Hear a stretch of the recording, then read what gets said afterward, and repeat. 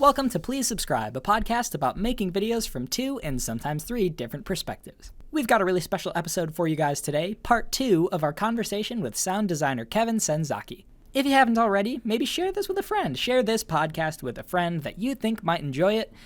Maybe they will. All right, guys, on with the show. All right, so what would you say are some really common misconceptions about sound and sound design? I think, if anything, a lot of times people just don't fundamentally understand what the creative tools are. Mm-hmm. And it's one thing where sound is really difficult to talk about. Like, just linguistically, we don't really have a good vocabulary for it, and that's why if you talk to a bunch of people who are sound editors, like, well, a lot of us will all use kind of different words to mean the same thing, right? And that's kind of the language we got to work with, kids, you know. Yeah. But I think if anything, it's worth trying to just get a basic understanding, like same as you would for picture editing, or same as you would for the basics of any part of film, just what the fundamental building blocks are of what you can and can't do with audio, right. And I think if anything, people who don't really know how that process works will try to come up with these elaborate contrived solutions, so they appear to know what they're talking about, and then it becomes a big mess to untangle it, right? Mm-hmm. So I mean, we might as well go through that. Obviously, aside from recording material, when you're editing, same as picture, cuts are your basic thing. You can cut stuff and you can shift stuff around in time, and then beyond that, you can stretch stuff, you can make stuff slower or faster, but if you push that too much, it starts sounding dodgy. You can tweak the pitch of things, and then you can add other effects. You can add echo to things. You can filter things so you only hear like the higher frequencies, only hear the lower frequencies. These are the kind of basic ways you manipulate the audio. And then the greatest tool of all, now that we're in the digital era, is layering, where you just stack and build sound sandwiches until you get what you want. Right. Sound sandwiches, and that's what people really I think people don't get. They'll see a scene from a movie, and there'll be a moment where something happens, and there is a very elaborate, rich sound that accompanies it, and they're like, why don't you just put that sound in? I'm like, well, that's 30 different sounds going through 10 different effects. Right. Yeah. That was built brick by brick. Mm-hmm. I guess the Lego analogy works again. The way you construct those elaborate pieces. I always just try to think of, just try to break down, try to imagine the big picture, but then try to find ways to break it into pieces that you can actually source. Yeah.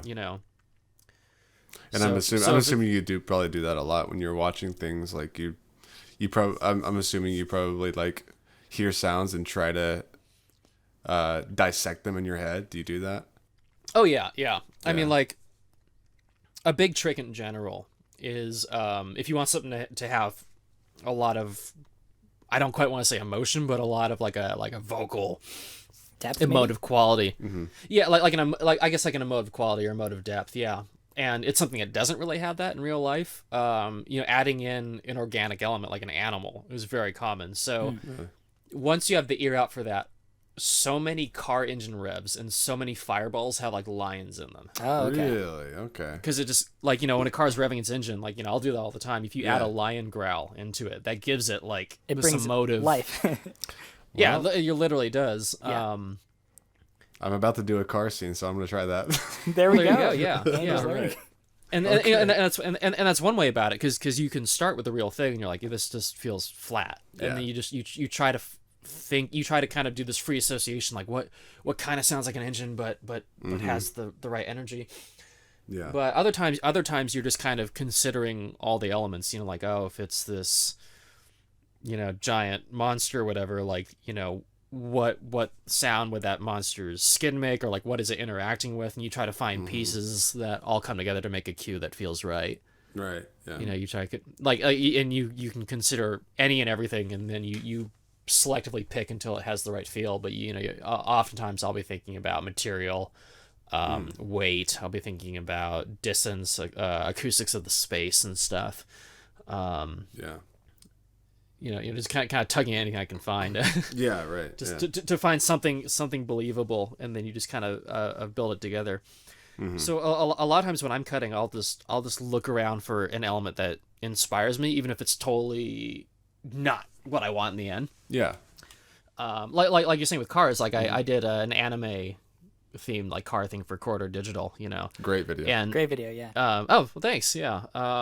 And one of the things I felt is like, the cars can't just be race cars. That's gonna be wrong. Right. So I started just like free association, looking for like weird like synthetic hums and stuff, and messing around like in that side of things. And then I found like tones that I liked that didn't sound anything like cars, but had like a cool like anime energy to them. And I just cut that in for everything. So like it sounded terrible. But oh no. But once you have that like heart, then you can like try to find cars that blend into it, you know what I mean, and complement it. And then at the end you get something like, it sounds like a car at the end, but it's got this cartoony quality to it somehow. Cartoon. Right. So it's there's a thousand ways to do it right, but it's just always just Does that stress you out, knowing that there's 1,000 ways to do it, but you have to go down one path? Yeah. Not really, because once you find one, you're like, well, yeah, we got a deadline. We got one. Yeah. We're gonna give it a shot. Right. And then if you ever take the idea halfway through and it just falls apart on you, it's just like, well, okay, there's gonna be another way. Right. Yeah, because that's usually how I am. I get stressed when I'm doing that with like story, like when I'm coming up with like the storyboard or the idea of the video is like there are 1,000 ways I could do this video. And I'm only going to choose one of them, and I hope it's the right one. So that kind of stresses me out. But like, I also understand where you're coming from with it. Yep, but there's a deadline, so we just got to choose one and go with it. Yeah. So, I mean, that's killer in pre-production though, right? Where it's just like, well, yeah, exactly, because yeah. I mean, like I goof around on side projects and stuff, so I know that burden. Yeah. Where it's just like, oh god. It kind of seems like sound design has quite a bit of experimentation in it, if not all sort of experimenting with what different things sound like. Yeah, if you're so fortunate, yeah. Right. If you have the time, I guess, yeah. Yeah, there's definitely a lot of just like, well, Yeah. Right. And even if it's something that's familiar, like I did one thing for Rocket Jump where we had like a lightsaber duel, and that's a very familiar sound, but I ended up needing more material beyond the obvious stuff. So it was like, what else sounds like lightsabers? It's not lightsabers. And the thing that I found that worked really well for the saber clashes was recordings of like people doing like ice dancing, like fancy ice skating. Yeah. Oh, that's interesting. And that kind of like scraping hiss you get, like that works so well. And it was just like, and that gave that scene more character. Is there a particular sound that you can remember that you like put in that you were like, I can't believe that worked? Like when you're trying to experiment with sounds, is there like one that stands out that's just like, man, that's weird to put in there, but it sounds good? Kind of like the lion roar, I guess. Oh geez, yeah. I mean that happens all the time. Yeah. But it also might be a hard thing to answer. I'll see if I come up with a better one, but like in the first season of Video Game High School, like we didn't really know what that show was at the time, yeah, right. Because like it hadn't come out and like no one liked it because no one had seen it.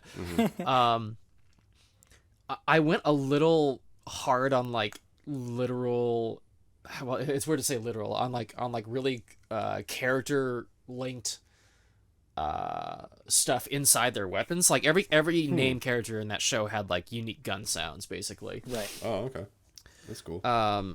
So like there's like a one-off against this kid that ends up getting like kicked out of school. This guy named a nihilist, but he was sort of like advantageously picking on Brian D. So he literally has vultures in his gunshots. That's amazing. Okay. And Okay. it gives it, like. And then like Games Dean was this sort of like this weird character, but he has like card shuffles and stuff in his gunshots. Man, It gives it this weird like it gives it this weird clickiness. But And like Jenny Matrix's her handgun has like a jet fighter in it, which is sort of this dynamic, sleek thing. And because Brian D. sucks, he has Samus's blaster from Super Metroid, because like it's a great sound, but it's really wimpy. So he's got this little pew pew like mixed into his pistols. Right. So, was that your decision, or was that like? Yeah, I don't know if I've ever told anyone that. Nice. Oh, man. Okay, that's cool. So sound design secrets. Yeah. All On right. the Please cool. Subscribe podcast. Yeah, it's crazy how sort of almost subliminal sound design can become. Like stuff that you wouldn't even notice, but just gives you a certain feeling. I find is really cool. Yeah, and I think what's cool at the end of the day too is like, even if nobody gets what the reference is, there's still something about that made it a little different. Yeah, you know it's there. Yeah, but it's like, even if nobody notices the vultures I put in the gun still sounds different than everyone else's guns. Right. So in terms of storytelling, it serves its purpose. It still still has the gives unique quality. Yeah. So it's like, it sounded appropriate enough, and Yeah. Okay. I actually noticed something like that in the hit David Fincher movie Fight Club. I mean, I am crazy, but this might not actually be there, but I'm almost certain it is. Well, neither of us are here. We're all we're just Johnny talking in your head, dude. This is all fake, yeah. Spoiler. what is reality? It's we're real. Okay, Fight Club spoiler. Obviously, if you haven't seen the movie, it's pretty old at this point. So there's the scene where the narrator, or Tyler Durden, quits his job, right? And when he starts beating himself up.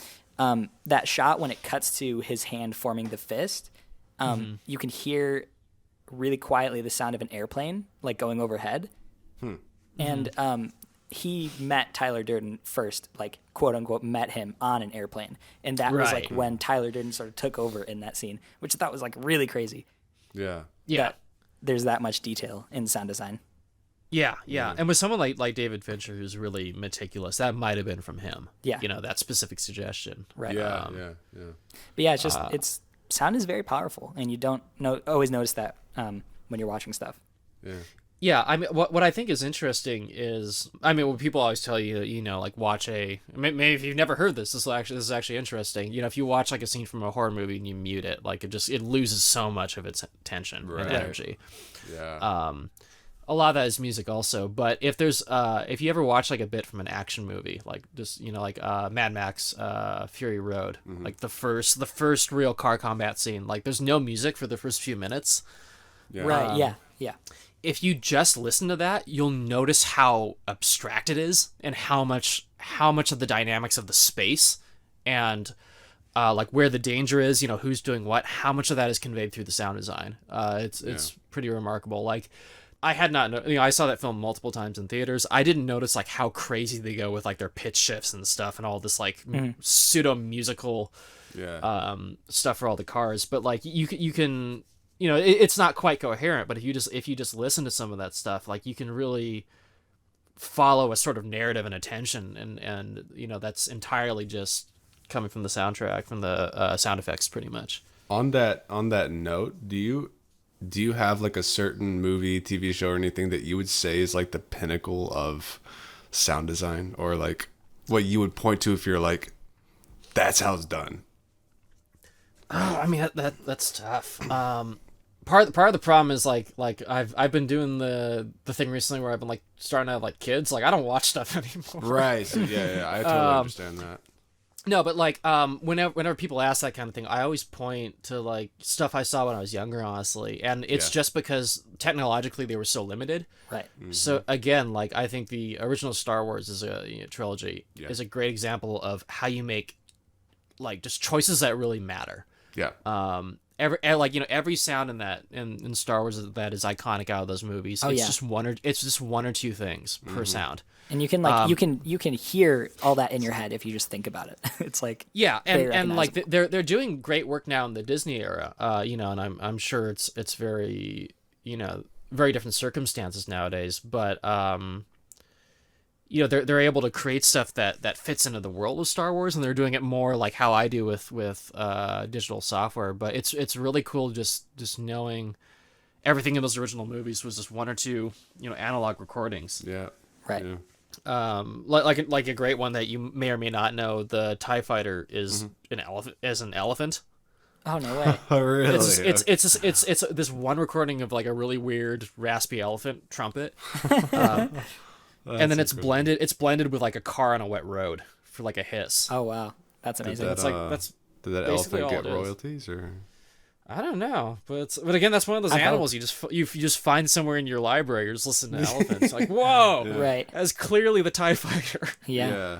Oh, that's funny. But that and like the original Jurassic Park, again, is like all the dinosaurs. It's just one or two animals Right. blended together, and the T-Rex is another elephant. Oh, wow. Elephants. Hot right Elephants. See, when you look at a T-Rex, you don't notice that it is an elephant, which is interesting. I mean, the thing that I find funny, people like to criticize movies for being unrealistic. Like everyone on Jurassic Park knew it was BS. You know, but the idea is they all brought so much to it that you can believe those dinosaurs are real. now. Oh yeah. Right. They don't behave like real animals. Like dinosaurs don't roar. Like we know this is scientific fact, but it doesn't matter. It's believable on Right. like its own level, and like that's so cool. Yeah. You know. It's just making the right choice, you know, like the scene in the kitchen in the first Jurassic Park when man. when the raptor pushes the door open and then it like calls the other raptor over. Yeah. That's a tortoise having sex, Oh. you know. Oh, wow. Yeah. Yes, totally do that. Sure. Yeah. Yeah. That's what it sounds like. Yeah. Tortoise is mating. Oh, no, That's what I've it sounds seen like. plenty of that footage. Yeah. you know. Every day.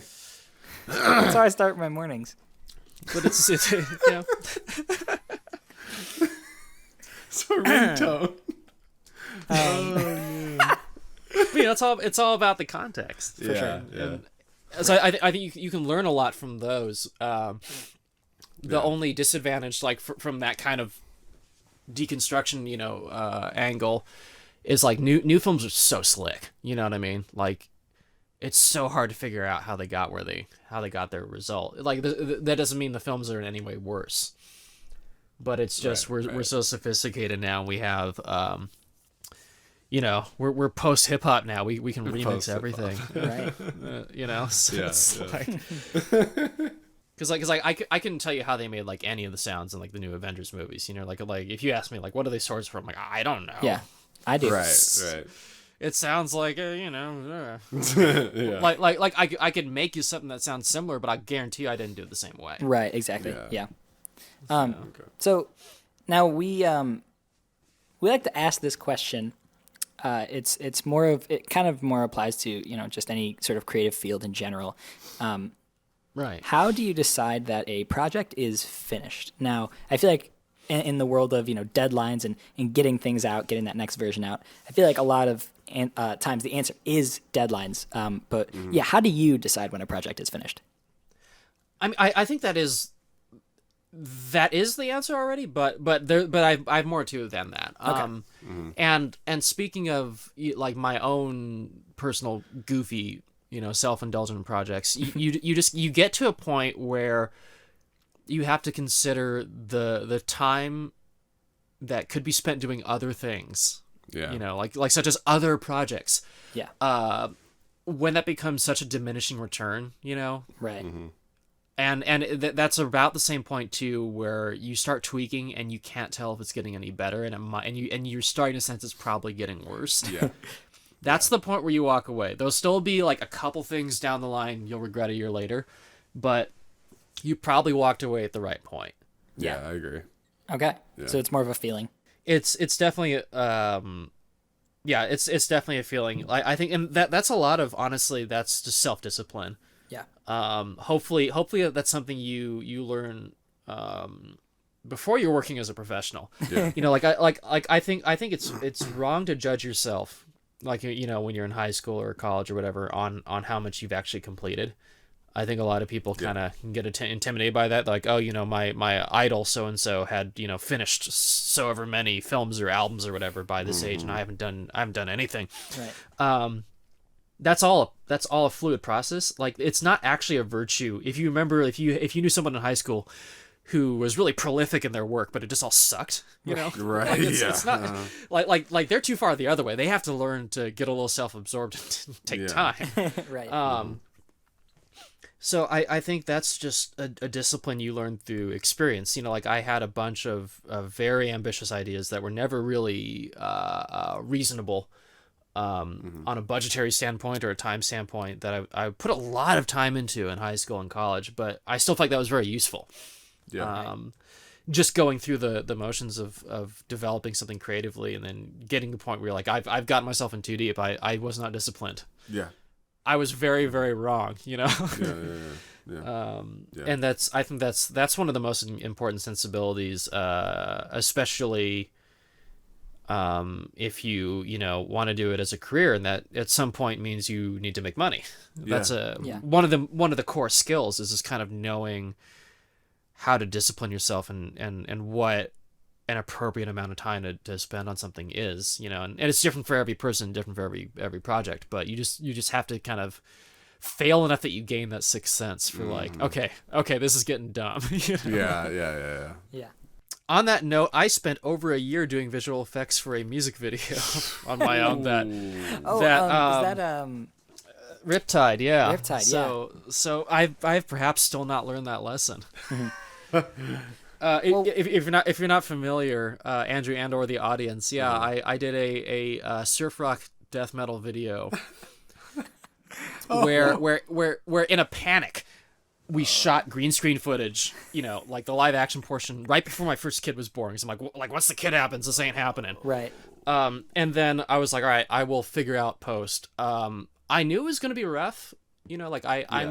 I'm pretty good at Photoshop. I'm okay at Illustrator. I can use Premiere. Like I get the Adobe workflow. Yeah. I was like, all right, I am just going to learn After Effects and do 4 minutes of visual effects shots or whatever. Yeah. I know that hurts. Yeah. That hurts to hear. But it was all 2D looking cardboard cutout backdrops. But every shot was a 3D camera shot, and I had to learn how to do that. And Man, no, I have not heard of that. I need to look that up. Yeah, can we cut to a clip of it in the Can podcast? we please? Get out on the water, the waves are getting higher. Oh my god, it's really hot, the waves are actually made of fire. I scream, my point is turning red. To date, I think I've made about $13 off of it, off of digital sales. Wow. Dude, and getting up there. And it only cost me, I don't know, $800 to make. Okay. Dude, so I mean, right. you're basically, that's kind of what put you on the map, right? Well, I didn't really pay people per se. I twisted my cousin's arm into doing the drum recording, so I bought him a very expensive dinner, and then I bought myself the same dinner while I was there. So that was most of the budget. And then I had a costume designer make the shirt I'm wearing for me, and that was the other half of the expense. Yeah. So anyway, I the whole point of bringing that up was not only to push my single, which is available on Bandcamp for $1 or more if you like to tip. It's that. And what is that Bandcamp? Is it r-i-p-tide.bandcamp.com? It probably is if they have a song by the same name and if the icon is a surfing skeleton. That's unmistakable. Yep, that's it. That is it then. That is it. Type that into your search bars. It's going to be in the description. It's going to be everywhere. All right. Excellent. Let's see if I can make $14. Let's Let's go get to Kevin 14. to $14. That's actually the real reason we brought you on the podcast today. Yeah. So I think, wow, my voice went real high there. Kind of cool sound.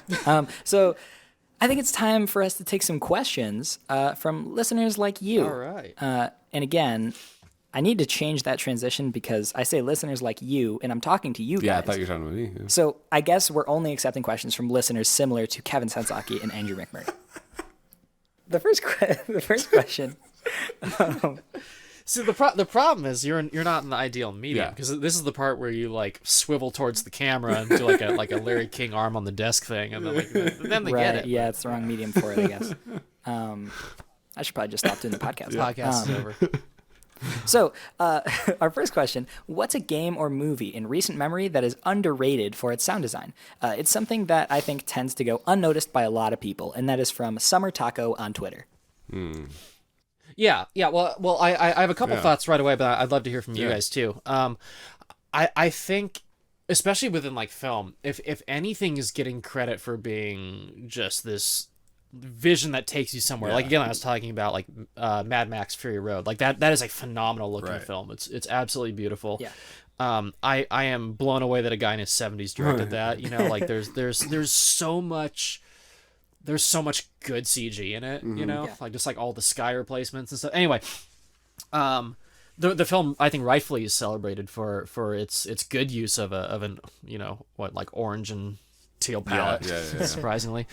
But I think what people don't appreciate with that movie is like, I hate to blame the fact that it looks so good for it, but none of that production audio was usable. You know, that is like 100% created in post. Like all the now they recorded all the real cars, of course. You know, they built a library of the actual vehicles, but when it comes to like every little moment of those action scenes and you know, every engine rev and every you know pitch up and pitch down of a car, that's all crafted by hand. You know. And that movie is so incredibly fast. You know, like visually, the way that movie holds together is everything is center framed pretty much. Okay. You know, so they can cut nonstop and you never get lost, because the most important thing in every shot in that movie is in the middle of the frame. Okay. So your eye is not searching; you're always just staring at the middle of the screen and being blown away. But sonically, you know, when you cut that fast, every single cut is a creative decision of, does that sound move or does it not? And because the geography is changing with every single cut, you know. So much of that is finding ways in the sound where the sound is in the wrong spot like 80% of the time, you know, but narratively it tells you what you need to know, and then you never notice it when you're watching. Okay. Like, it's completely seamless. So I'd say something like Fury Road actually has, I think it's underappreciated for the amount of decision making it took in the sound to support the picture and to make it make any sense. You know. So I like when you get to any film like that's, you know, just a real big dense visual movie, there's so much that goes into the other side of it. Just to you know, make it not trip over its own shoelaces. Right. That was a good one. Yeah, one I can think of in recent memory. It's a couple years old at this point, but I really like the sound design in Looper. Looper. That's a fantastic sounding film. Yeah, I thought that was great, especially like when time slows down and you can hear everything sort of ring out. Yeah, I really like that one. That's a good one. I recently did a sound edit and mix for the composer of Looper, actually. Wow. Okay. Oh, really? Yeah. That's Nathan awesome. Johnson he's a cool guy. Very humble. he didn't mention that he did Looper. It was not in his email signature. I just at a certain point was like, I've heard this name before, and then like, I looked up and was like, this guy's the same name, and then I looked at his website. Oh, he's got the same email. Oh, it's the same guy. Yeah. You know? Yeah. Wow, two people, same email. Amazing. Well, I'll throw you guys for a switcheroo here. Okay. I'll actually choose a game. Way back in the day when I first played BioShock. That game, just, I don't know, like the sound in that game really just manipulated a lot of things for me, which was, you know, just how they created the Big Daddy sound effect, putting you underwater and all that. It was just, that was a big thing for me because, you know, Summer Taco said games too. So it was like, well, games have really good sounds, you know, too. Totally. Just that's really true. Yeah, like I think so much of the sense of space rapture comes from what you hear. Yeah. So that, just like the sound in that game, just created so much more fear than, like, I don't know. Back in the day, like if I played BioShock now, I don't know if I get so scared. But back in the day, they used to freak me out. Yeah. And a big part of that was the sound in that game too. So that's mine. Yeah. Last of Us is terrifying too. Oh, The Last of Us. A lot of that being so dark and just hearing the creepy zombie sounds. It's great. Yeah, if I would highly recommend playing Last of Us on headphones with the high dynamic range setting. It is unbelievable. It's just phenomenal work. It is, that game has the scariest gunshots I've heard in any medium. Yeah, because Last of Us, you know, it lets you play it on headphones, where it like adjusts the mix for good headphones, like over ear headphones, not like earbuds, awesome. like good headphones. Yeah.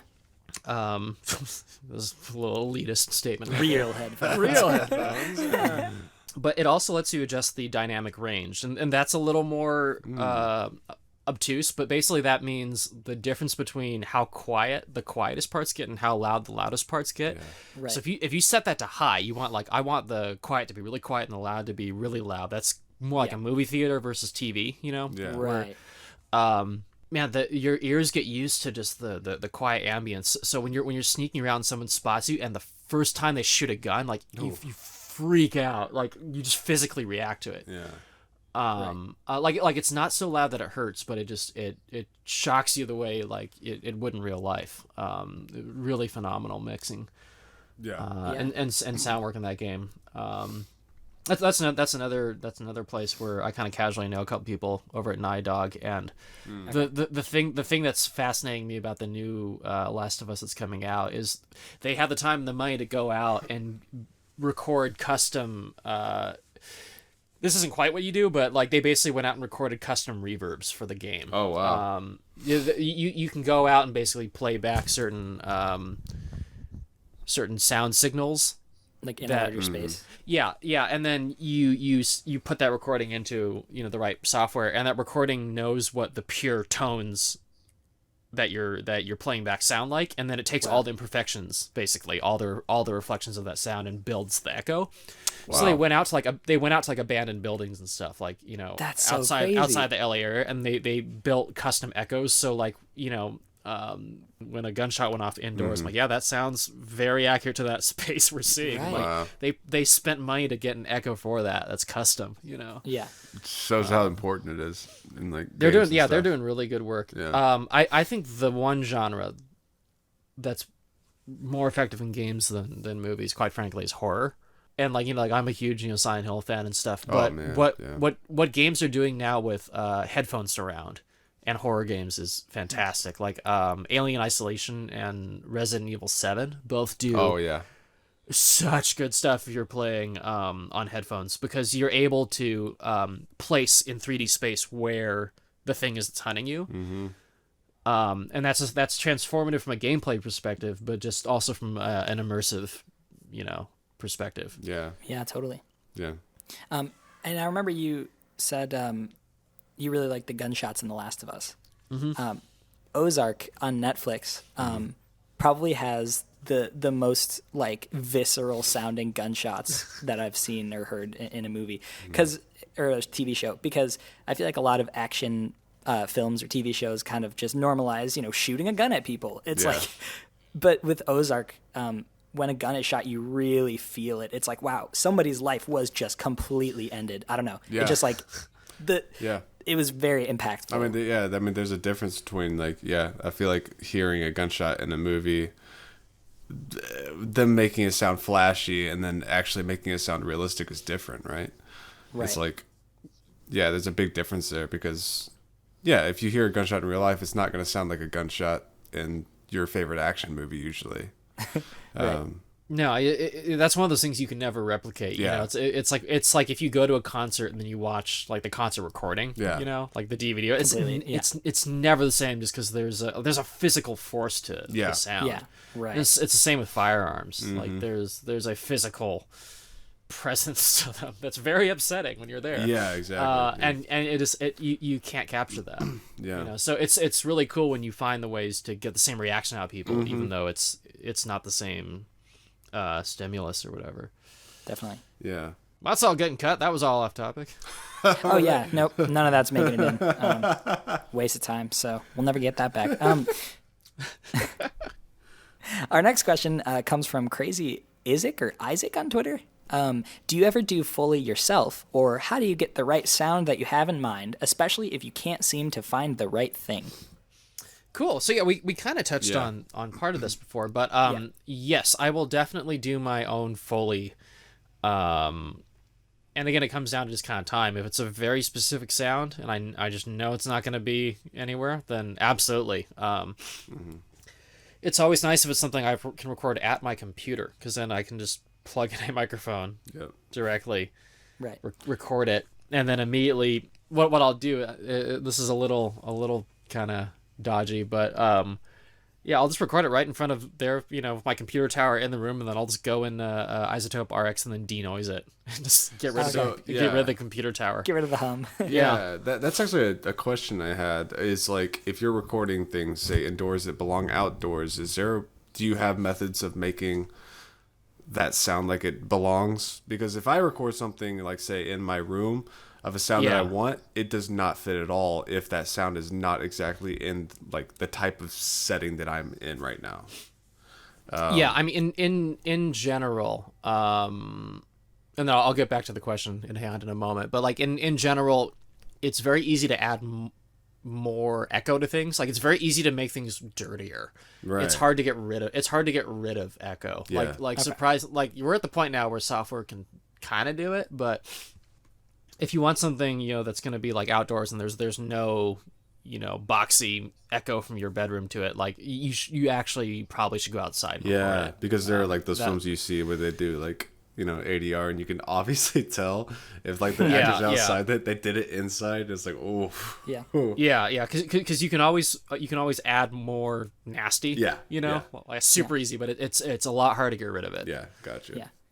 Oh my gosh, there was this one episode of Silicon Valley where the season had come out kind of as Fortnite was becoming super popular. Oh. And I'm pretty sure it wasn't popular when they recorded it. So the characters are all leaving a room in a scene, and their backs are to the camera, and you could hear so clearly that they ADR'd, "Can we go play Fortnite?"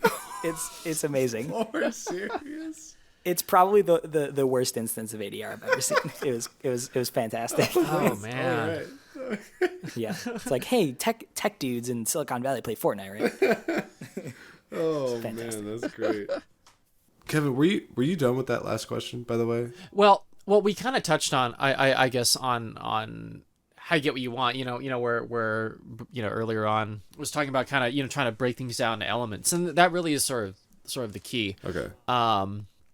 The other thing I'll add on to that, though, is just sometimes when I don't know what I'm going to do, other than drinking whiskey and watching YouTube and procrastinating, I will sometimes just come up with the dumbest ideas I can, and I will search through my sound library for those dumbest things that are obviously not going to work. Okay. And sometimes you find something that does, and then even if you don't, it's hilarious. You've spent your time well. No, but sometimes by living out your worst ideas, you will come up with better ones. Okay. Right. I find that's often the case. And this is, I think for any part of the, creative process, when you don't know what you need to do, you don't know how to get what you want, but you have 5 bad ideas, just get the 5 bad ideas out. Right. Like they are dead ends, that, but in the process of acknowledging the garbage, I find you often come across something, out of that, maybe that's like, oh, well, yeah, this idea does suck, but actually it leads to this other idea. Yeah. Right. Instead of just staying stuck, you're just doing something at least. Okay. Yeah, like you can at least beat up on your own bad ideas for laughs. Right. Yeah. What was the for beginners? How do I recommend getting into it? Yeah. How what would you recommend to beginners trying to get better at sound design? Well, we have this thing called the internet. As long as your parents are paying for it, the internet. Okay. Yeah. It was super hot in the 90s, and then this thing called Wikipedia happened, and it seemed like we were on course, to free knowledge for everybody. Yeah. And then Russia hacked an election, and we realized ignorance is a part of the permanent human condition. So, dude, awesome. Yeah. Very cool. But what's great if you go on like YouTube and stuff is there's so much making of material, and I'm not talking just tutorials. There's a lot of just documentaries and behind the scenes for films, and particularly good ones. The Star Wars prequel trilogy actually has phenomenal behind the scenes material because they were very open to just kind of spilling all their secrets. And a side perk of that is they're pretty open to talking about how the films were not always that good. Right. Okay. Like that, I guess, kind of out in the open sometimes, and like that to me is mind blowing because Disney won't do that anymore. Yeah. Right. And then the Lord of the Rings trilogy, the original There's all the behind the scenes on that is amazing, but there's a lot about the sound on that. The Hobbit trilogy also that was a trilogy too. Geez, has a lot of really good stuff. Yeah. Those are some like starting points. But there's I find a great way to learn is just to, instead of trying to find specific solutions to whatever project or challenge you're trying to overcome right now, it's really informative just to listen to what people who are really good at their jobs do. And that just kind of gives you just having that knowledge opens up options you never would have known about in the future.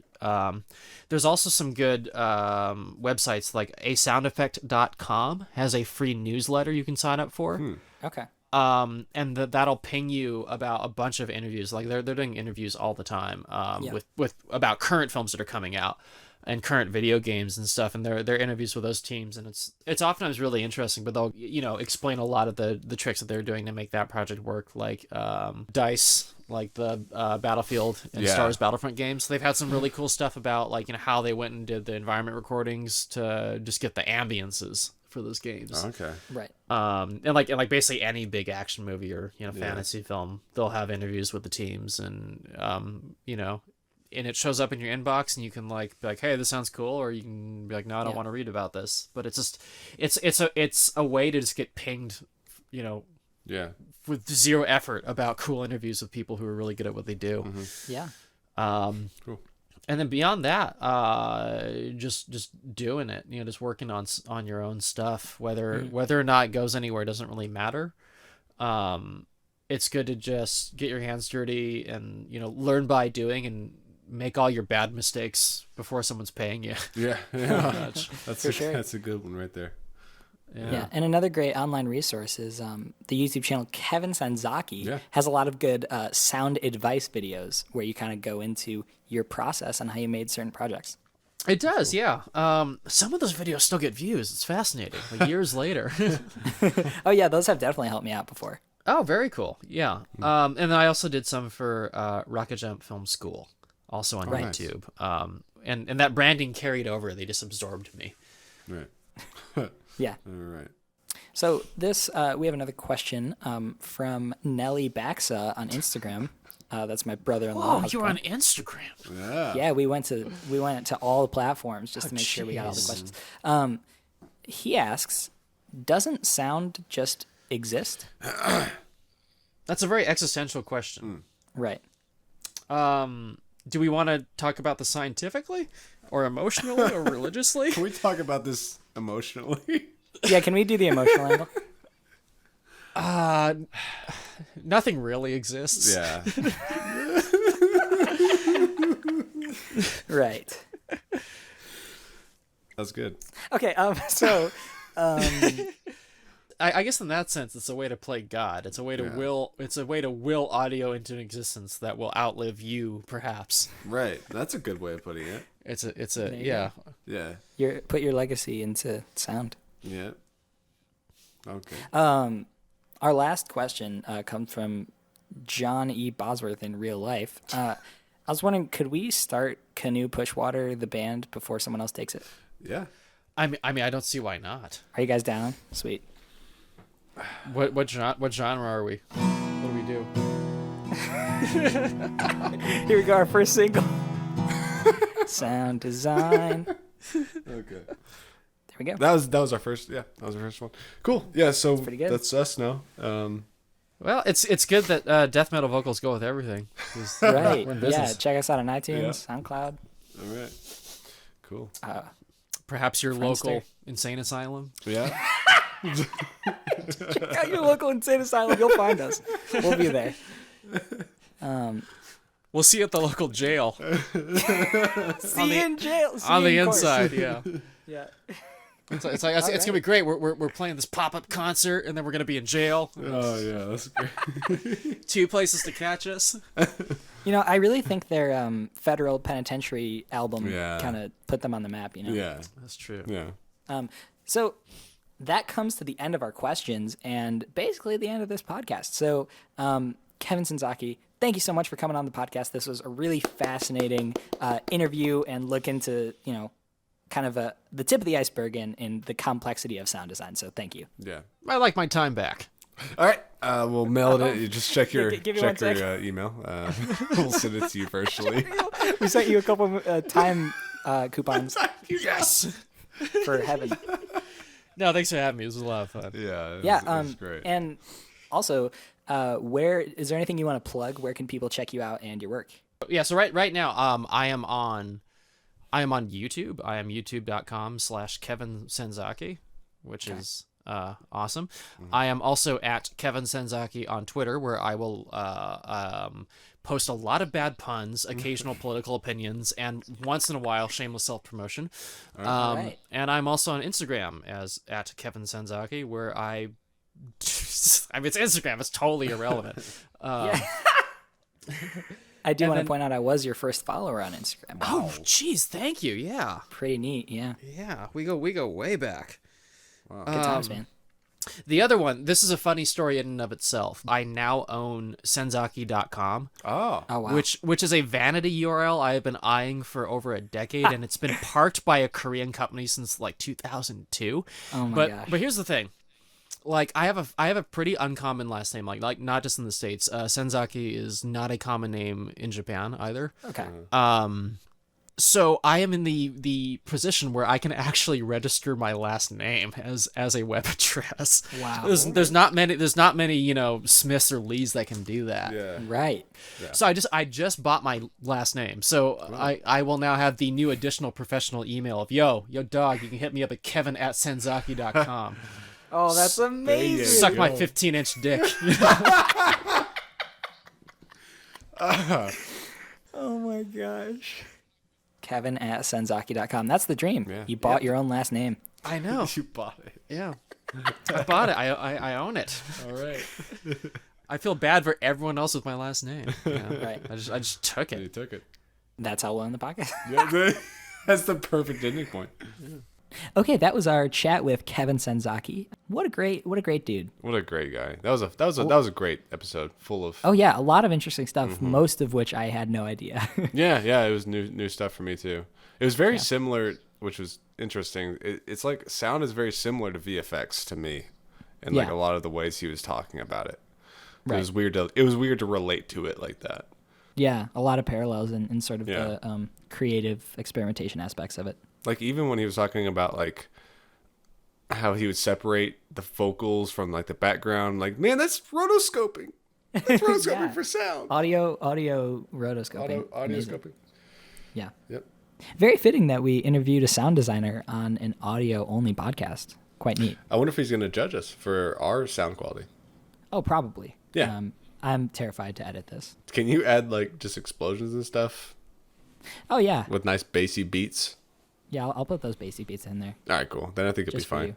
Thank you guys so much for listening. If you've made Yeah. it to this point, we want to go ahead and link our iTunes. If you haven't already, we'd love for you to leave us a review. That would really help us out. Yeah. And let us know what you think. That's bit.ly/please subscribe podcast, capital of the first letter of each word. And just or search it on iTunes. Please subscribe and leave us a Yeah. review. Please. Please. Please subscribe. Please Just subscribe. do it. Literally, okay. We say this every episode, and we're going to say it every episode. We need you to subscribe. It's It's a button. one a click, button. one tap of your stupid phone. Do you have a mouse? Do you have a phone? Do you have a finger? Have you lost all your fingers? If you lost all your fingers, it's fine. Don't subscribe. Do you If have you them? clicked on this podcast, you can click subscribe, and if you don't, we'll know. Click on subscribe with your nose. We know all the metrics. We know exactly how many people viewed and listened to Yeah, this. we So know who if you you are. do not subscribe, we will know, and you won't. You'll regret it. You'll regret it. You will regret not subscribing. Anyway. Yeah, thanks for listening. thanks, and guys. I guess the music's kicking in again, too. All right. Well, there goes. Fade us out.